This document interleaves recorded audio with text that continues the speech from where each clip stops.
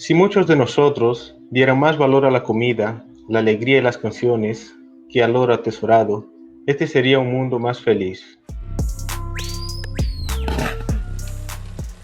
Sean todos bienvenidos a más un capítulo de Inflorescencia, un espacio dedicado a la divulgación artística, científica y cultural.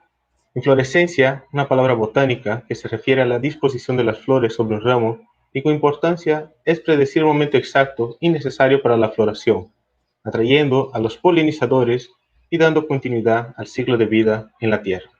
Y así como las flores, tarde o temprano llegará nuestro momento de brotar. Y es por ello que este espacio tiene como objetivo difundir el libre conocimiento, haciendo que nuestros jóvenes, nuestros pequeños botones florales, puedan nutrirse de sabiduría y algún día florezca y se destaque en el horizonte verde. Y para nutrirnos de inteligencia, tenemos el día de hoy la ilustre presencia de Lucia Victoria Chuye Ramos, que además de ser una brillante persona, ella es licenciada en Biología por la Universidad Nacional Pedro Ruiz Gallo, también es magíster en Biotecnología por la Universidad Nacional de Trujillo y actualmente trabaja en el área de saneamiento ambiental. Lucia, bienvenida. Hola Felipe, ¿cómo estás? Buenas noches. Muchas gracias por estar aquí. Te agradezco que hayas dado un poco de tu tiempo para compartir el conocimiento que tú hayas adquirido a lo largo de estos años. Y antes de comenzar a hablar de ti, me gustaría saber cómo está la situación por ahí, cómo estás, cómo está tu familia. Bien, por acá, todo bien, un poco en aislamiento por el norte, pero esperemos que en el transcurso de los días, en el transcurso de los meses, de repente toda esta pandemia ya, la situación vaya mejorando y las curvas ya vayan manteniendo su curso, sobre todo bajar los casos de COVID. Exactamente. Y Ujú. bien, me gustaría escucharte hablar un poco de ti. ¿Cómo fue que te inspiró entrar en el mundo de la biología? ¿Cómo Mm. fue tus primeros pasos y cómo llegaste a ser lo que eres hoy? Bueno, la parte de biología que más me gusta, bueno, como tú ya sabrás, me gusta lo que es medio ambiente. Estuve en biología, en el área de biología general de la universidad y bueno, todo lo que es medio ambiente y tratar de mantenerlo o de recuperar algunos lugares que están maltratados, ya sean por las industrias o por diferentes factores, entonces estamos ahí para apoyar. Ciertamente. ¿Y qué es lo que te motiva a seguir haciendo tu trabajo? Bueno, lo que me gusta, el área de biotecnología. Estudié una maestría en Trujillo y bueno, me gustó mucho el área de biotecnología y felizmente le he podido aplicar a los últimos estudios que he estado haciendo, últimas investigaciones, sobre todo con el tema que te voy a comentar, con el tema que voy a hablar, que son las microalgas.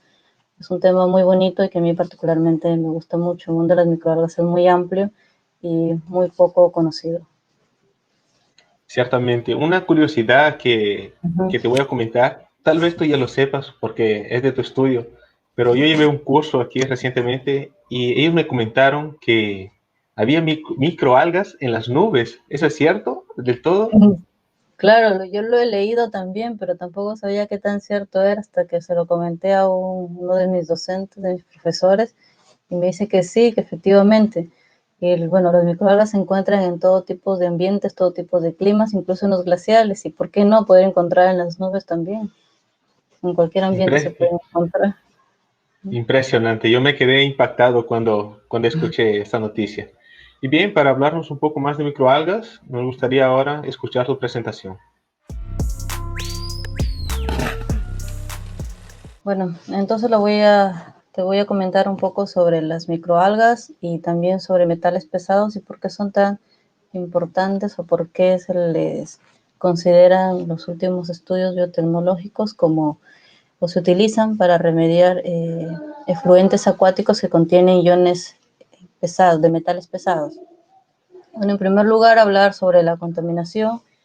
Eh, Creo que ya muchos de nosotros sabemos actualmente cómo se encuentra el Perú en cuanto a contaminación, y no solo el Perú, sino el mundo, debido a las actividades antropogénicas, ya sea la minería, petróleo o diversas industrias. Los metales pesados más comunes en nuestro país son el plomo, fierro, cobre, mercurio, que gracias a las actividades mineras, están afectando sobre todo los medios acuáticos. En muchos de estos medios superan los límites de las concentraciones que están permitidas y afectan también a la salud de las poblaciones. Generalmente estos, especialmente minería, que es lo que me estoy refiriendo, se encuentran aledaños a los cultivos agrícolas y por ende afecta a las comunidades, a las agriculturas pequeñas, medianas, incluso a la ganadería, y muchos de estos metales llegan a ser tóxicos, tanto para la flora, fauna, como para los seres humanos. En el caso de la flora, limita algunos de sus metabolismos, como disminuir la fotosíntesis, también disminuye las actividades de las enzimas, en transporte mitocondrial. En los humanos, el plomo, voy a hablarte un poco del plomo. El plomo es bastante tóxico, en los niños puede causar deficiencias en el aprendizaje, aparte que es un metal muy tóxico y teratogénico.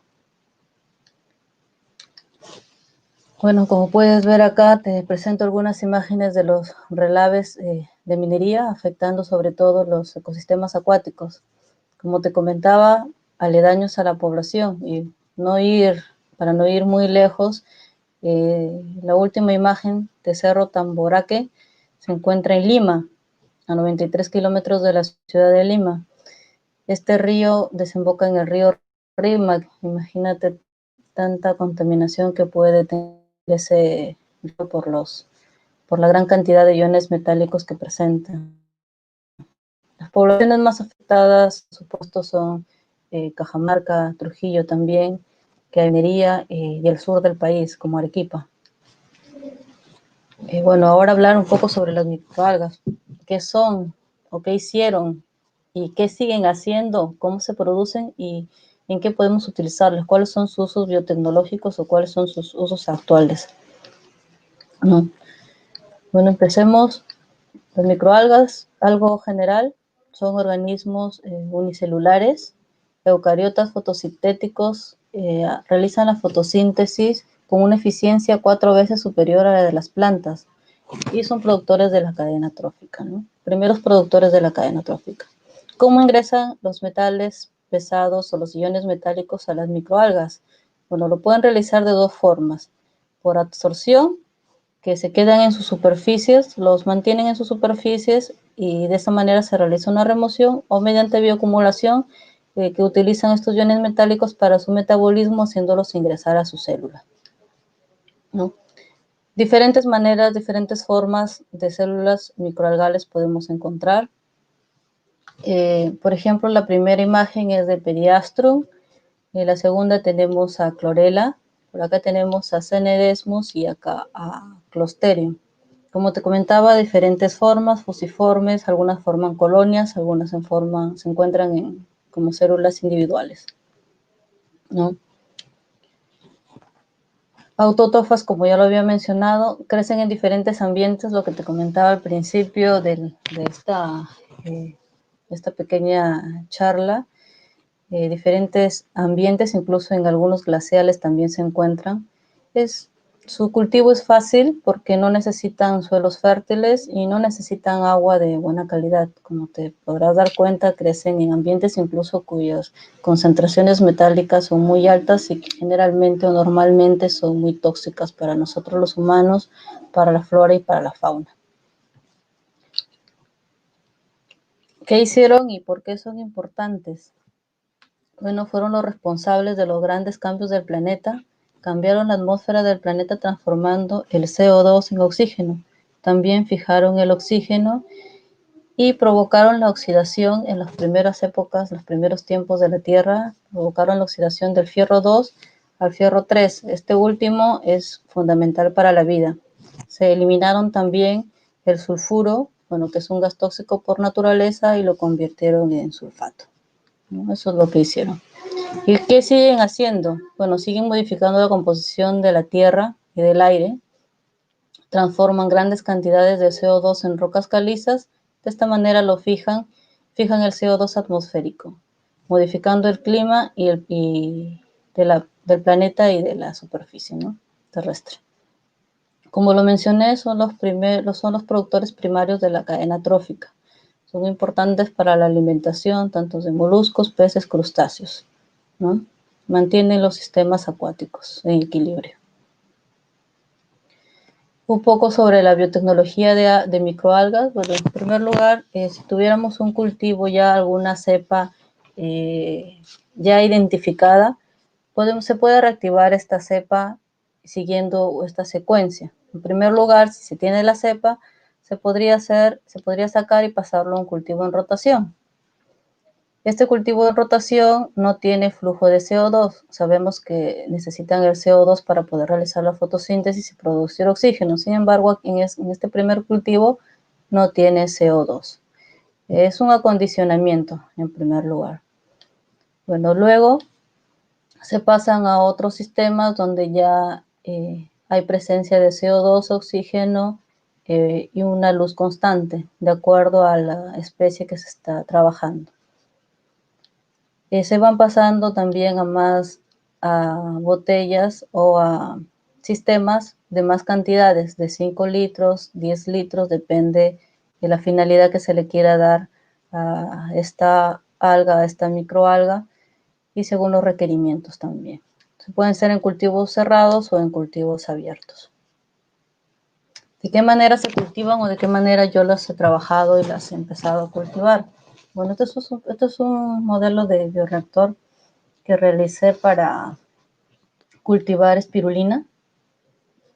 Bueno, tiene aquí un sistema de agitación, lo que permite que el alga esté en movimiento todo el tiempo y que las células o la biomasa no precipiten. Desde la parte inferior se realiza el ingreso de oxígeno mediante bombas de aireación que se utilizan generalmente en las peceras y con la ayuda de una piedra difusora. El CO2 lo hacía ingresar desde la parte superior con una luz constante en la parte de atrás, con fluorescentes de 40 watts, y estas jeringas realizaba la toma de muestra. Yo necesitaba que sea un sistema cerrado, estéril, entonces es por eso que la toma de muestra la realizaba con una jeringa para evitar la contaminación. Hay diferentes tipos de bioreactores. Como te comenté, el que yo he utilizado es el de acá de esta imagen. Entonces utilicé estos requerimientos y utilicé estos parámetros. Una temperatura constante de acuerdo al fin que le quieras dar al cultivo que tienes. La iluminación, algunos de acuerdo al fin también que le quieras dar o de acuerdo a la especie, pueden ser 24 horas de luz o 12 horas de luz, 12 horas de oscuridad. También se controla el pH. Yo le coloqué un pH entre 5 y 9. Necesitaba yo un cultivo ácido para espirulina. Sin embargo, espirulina crece generalmente y se adapta bastante bien a pHs alcalinos con grandes cantidades de bicarbonato. Para mantenerlo en una solución a base de fósforo. Bueno, y la mezcla se realizó proporcionando ingreso de oxígeno desde la parte inferior, ingreso de CO2 desde la parte superior y con un sistema de agitación. Bueno, los medios de cultivo que se pueden utilizar, hay variedad de medios de cultivo de acuerdo a la finalidad que se le quiera dar a las microalgas. Yo básicamente he trabajado con 3, el medio sarro para espirulina, el volvasal para Cenedesmus y el quilar también para Cenedesmus. Incluso he probado un medio de cultivo que se utiliza en cultivo de tejidos, el Howland, para cultivar espirulina, y sí se ha adaptado muy bien. Bueno, también hay que considerar el pH del cultivo, ya que a pH se quiere adaptar, si es que se quisiera adaptar el cultivo a un pH que no es normal para el alga tratada, y conservar la cepa, por supuesto, en algar para futuras investigaciones. También es importante tener conocimiento de sus fases de crecimiento, fase estacionaria, fases para un mejor estudio. De 2 maneras yo lo he hecho, tomando muestras diarias y haciendo un conteo a través de cámaras de Neubauer, y de espectrofotometría. También he evaluado la clorofila A. Es un poco sencillo extraer la clorofila.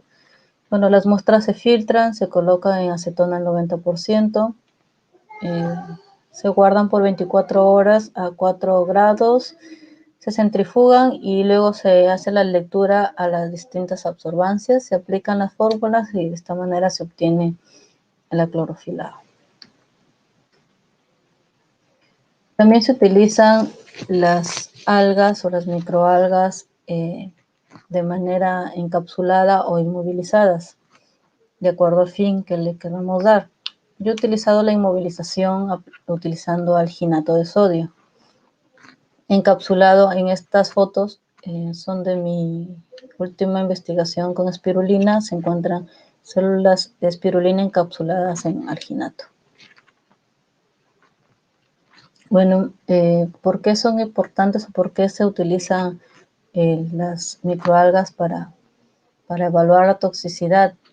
Últimamente se están utilizando mucho en lo que son remoción de metales o evaluar los efectos estimulatorios e inhibitorios de aguas, ya sean residuales, naturales o químicos. ¿Y de qué manera las microalgas acumulan estas cantidades de metales?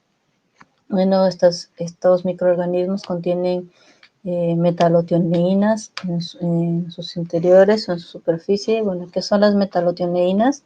Son una familia de proteínas ricas en cisteína de bajo peso molecular. Estas se encuentran en el aparato de Golgi y capturan metales gracias a sus grupos tiol que contienen, ¿no?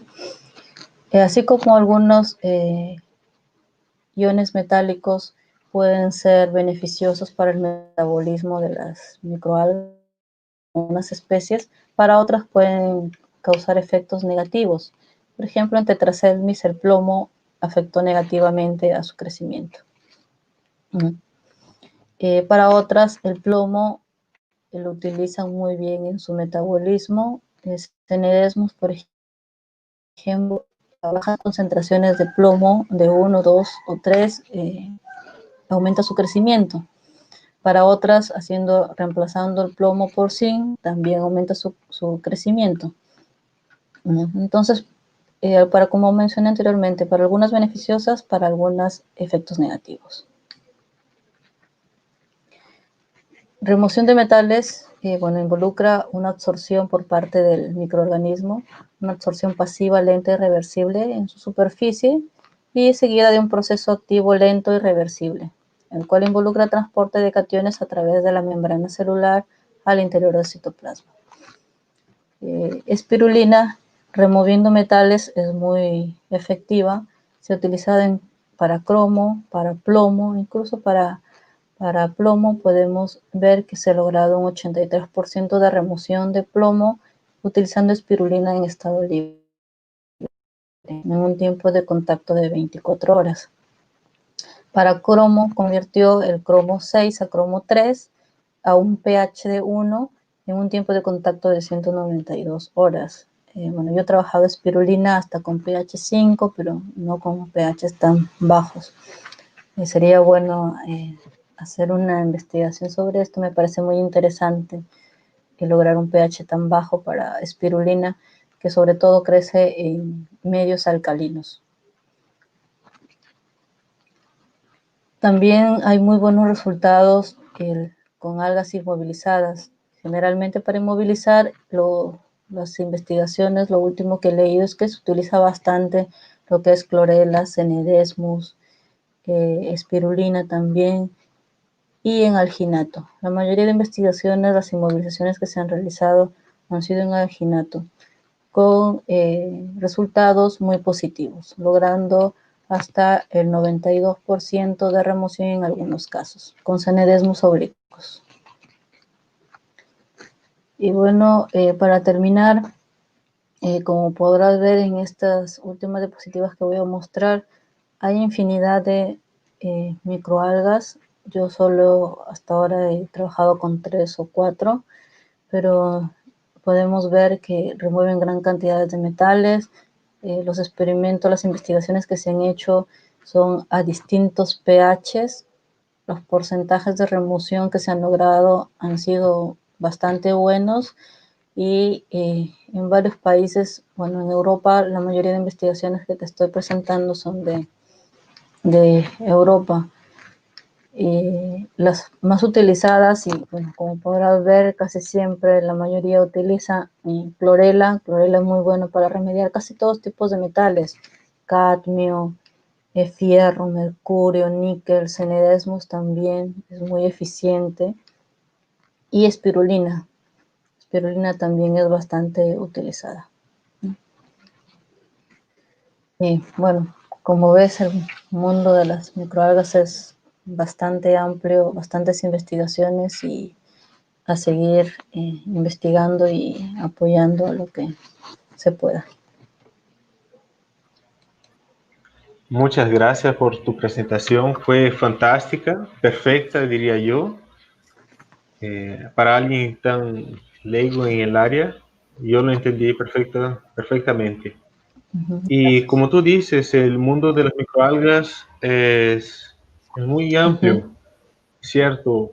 Porque estudios revelan, ¿no?, que, por ejemplo, la fertilización de los suelos de las vacías amazónicas viene proveniente de algas, de microalgas Claro. del desierto de Sahara. Entonces, tenemos ya una fitorremediación por ahí muy antigua y que cabe preservarla porque a partir de ella ocurren los determinados ciclos, como son el ciclo de las lluvias, el ciclo de la biomasa, los estoques de carbono. Entonces, tenemos por ahí un fundamento básico para la conservación y la preservación de esos medios mediante la fitoremediación con microalgas, ¿no?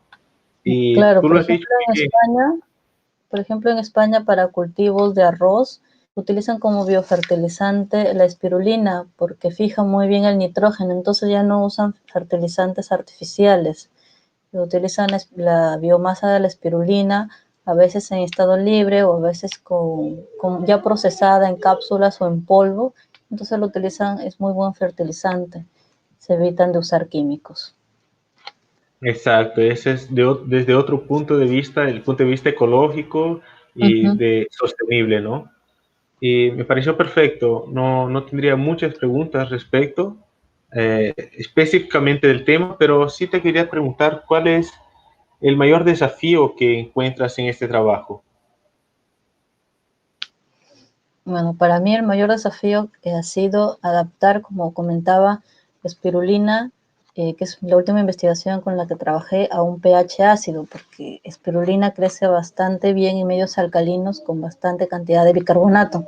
Entonces, adaptar una especie que por naturaleza es alcalina a un medio ácido, entonces ese ha sido para mí el mayor desafío, porque tuve que probar varios cultivos, varios soluciones tampón para que el cultivo permanezca en el pH que yo requería para poder continuar con la investigación. Y bueno, y sobre todo adoptarlo pH ácido porque necesitaba saber si podía remover plomo. Entonces, como el plomo se encuentra en pH ácido, colocarla de frente no daba muy buenos resultados. Primero se tenía que adaptar el alga al pH que yo necesitaba. Y sobre esa alga espirulina, yo no conozco mucho, pero ¿cuál es la distribución de esa alga? ¿Es endémica de una región o está dispersa por todo el globo? No, está bastante dispersa en el globo. Incluso, bueno, spirulina es una cianobacteria, pero se considera dentro del mundo de las microalgas porque en realidad hacen lo mismo que las microalgas, excepto que por algunas diferencias que no tienen núcleo definido y bueno, las características normales de una cianobacteria. Perfecto, perfecto. Bien, no tendría muchas más preguntas y a seguir te voy a hacer una serie de preguntas no recurrentes al tema. No tienes que responderme en la menor brevedad posible, tienes que ser rápida.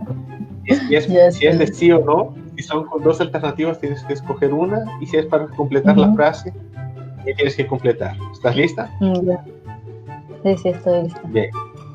Película favorita. Ajá, Interestelar. Nombre completo de tu sobrino. ¿De cuál? ¿Del mayor, del menor? Menor. Del menor. José Ignacio Alejandro Reyes Chille.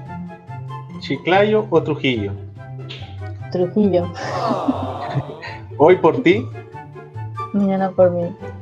defínete en una palabra. Uy, una palabra. No te escuché. ¿Cuál palabra? Responsable. Sabe, ya. Ceviche mixto, arroz con marisco. Ceviche mixto. A buen entendedor, Pocas palabras. mejor profesor o profesora de la Facultad de Ciencias Biológicas. Uy, ¿en serio esa pregunta? Mejor profesor o profesora. Tengo dos. Ajá. Tienes que escoger La a uno. profesora Elsa. Uy, no, dos. Profesora Elsa y el profesor Jupuy. Ya. ¿Qué mes tiene 28 días? Febrero. ¿Segura? Todos los meses tiene 28, ¿eh? ¿Cine o karaoke? Bueno, todos los años no tiene 28, pero es el que tiene a veces 28. ¿Cine o karaoke? Esa respuesta ya tú la sabes, creo. Sí. Claro. Bien. Yo te agradezco mucho que hayas estado aquí. Por favor, si tienes algún recado, algún consejo que dar a las personas que nos estén viendo, te escuchamos. Bueno, en primer lugar, agradecer por la invitación, por haber escuchado mi pequeña exposición, lo poco que les puedo decir sobre las microalgas, hablarles sobre el tema que últimamente estoy investigando, y bueno, no parar con las investigaciones. Las microalgas, o bueno, en general todo lo que tenga que ver con nuestra área, nos ayuda tanto al ambiente, a nosotros como personas. Perfecto, perfecto. El recado fue bien recibido y yo creo que todos los que nos están escuchando o nos están viendo van a seguir tus sabios consejos. Y para finalizar el programa, voy a leer una cita del expresidente uruguayo José Pepe Mujica, que habla sobre el cambio de las personas ante las adversidades y principalmente el cambio de las personas ante el poder. Y dice: el poder no cambia a las personas, solo revela lo que verdaderamente son.